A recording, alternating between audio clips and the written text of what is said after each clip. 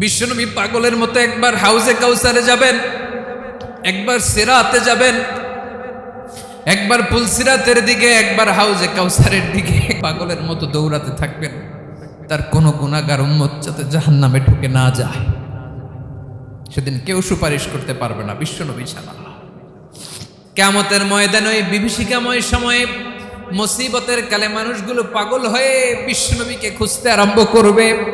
সবাই মিলে বিশ্বনবীর কাছে যেয়ে বলবে, ইয়া রাহমাতাল লিল আলামিন, ইয়া খাতামান নবীন, রাহমাতাল লিল আলামিন।